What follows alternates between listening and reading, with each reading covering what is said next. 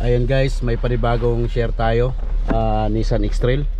Ang problema mga boss, low power. Tapos naka check engine, so start natin. Madali naman siyang paandarin. At yan, bumabalik yung check engine. Ang problema, kahit i-rev mo, kahit diinan mo, ayaw mag-revolution. Ayan, sobrang delay. Kahit nakabaon ng baon na yung paa mo, ganyan lang yung inaabot niya. So yan po ang i-check natin. Yung gagawin ko muna ngayon ay scan ko para mapakita ko rin sa inyo. Yan, so i-scan muna natin para magkaroon tayo ng idea kung saan natin to hahanapin ang problema. So ngayon scanner natin. Ayan o, nakabaon na tayo. Sagad na. Hanggang 2 lang ang RPM nya. Ayan ang gagawin natin ngayon mga boss dito sa Nissan X-Trail.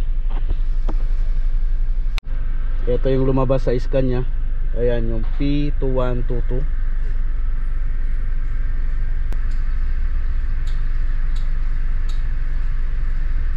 Ayan yung P2122. So yan po yung anuhin natin, titingnan natin mga boss. So yung ganitong code ay accelerator pedal sensor. Ayan, natanggal na natin yung kanyang pedal sensor. Ito yung mga boss. So ayos naman yung calibrate nya. Ayan, so yan ang papalitan natin. Itong pedal sensor na ginagawa natin mga boss ay pinagawa na rin niya to, pinalitan na rin. So susubukan para natin palitan kung ito talaga naging problema, no, mga bossing, kasi hindi pa rin daw gumanda ang hatak, nagche-check engine kahit napalitan na ng pedal sensor. So susubukan ko, baka defective tong pinalit nila. Ngayon lalagyan natin ng panibago. Ngayon nag-check na tayo ng mga fuse, throttle relay, meron pa rin siyang check engine.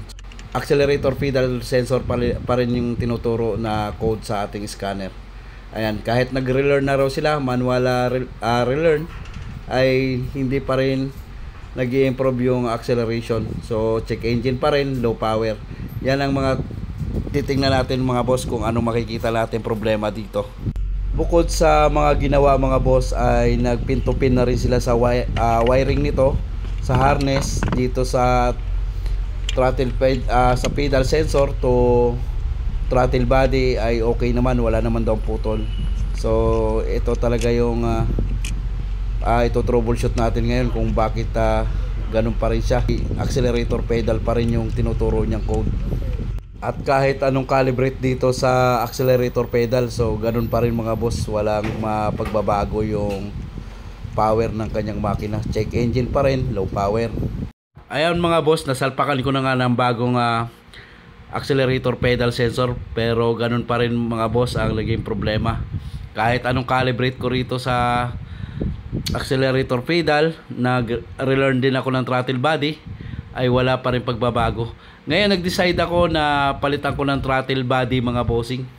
At kung makukuha natin sa throttle body, so ito yung naging resulta niya nung nakabitan ko siya ng panibagong throttle body mga boss. Sobrang okay na yung kanyang power ng makina, at maganda na rin yung acceleration niya.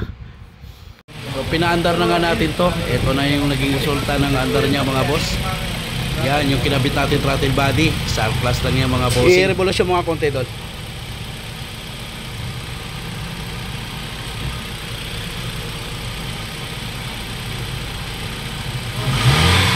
Yeah. Yeah. Okay. Galit na.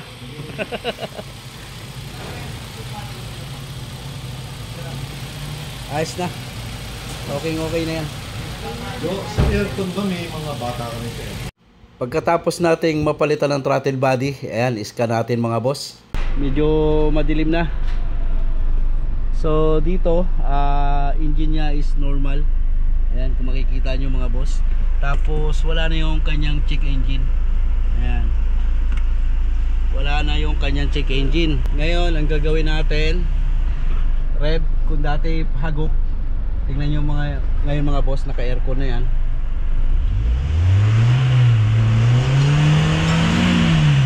Yan. So maganda na yung response ng kanyang makina. Tapos patay ulit natin.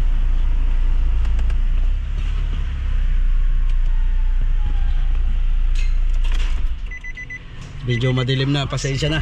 Medyo madilim. Umulan na? Ha? Umulan? Wala, uy. Ay, saksak mo nga ulit ilaw. Ginagamit ko dito. Saglit lang at napatayan tayo ng ilaw mga boss. Saksak mo na yung turbo light. Hapon na kasi mga sir. Ayan, nagpapagawa pa tayo ng ating shop. Wala pa. Ayan na, okay na. So ayan, gamitan natin ng ilaw. On, ignition. Ayan si check engine. Tapos start. Yan, okay na siya mga boss.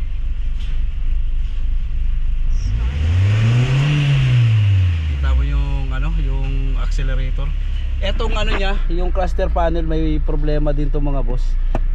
Tira yung niya, yung speedometer laging nakataas kahit hindi tumatakbo. Tapos ayan, nakailaw yung sa gasoline natin, yung indicator ng gasolina.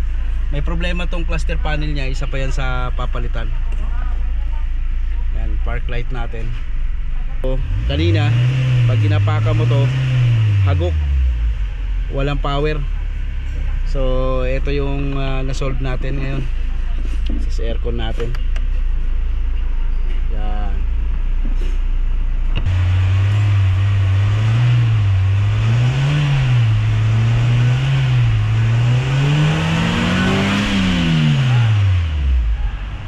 Maabot na siya ng 4,000.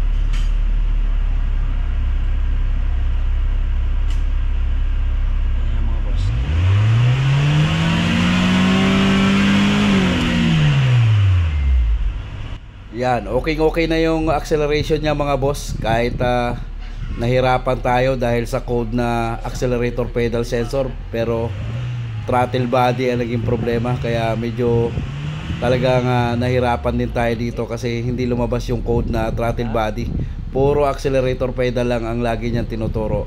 Ay sana nakapag-share tayo ng konti sa problema nitong Nissan X-Trail natin na low power at nagchi-check engine. Revolution mga konti doon.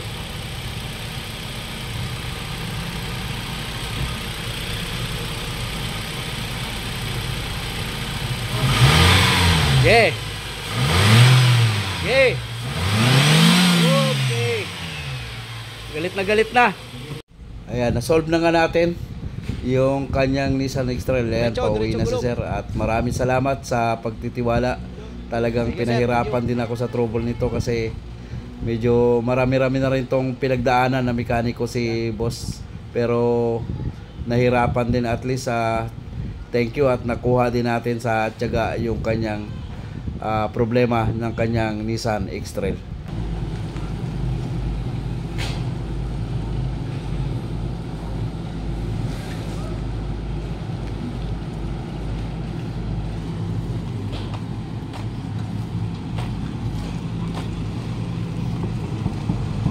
Antikas mo markada. Konting Oh. Pansin ko nga kanina, konting ganun eh.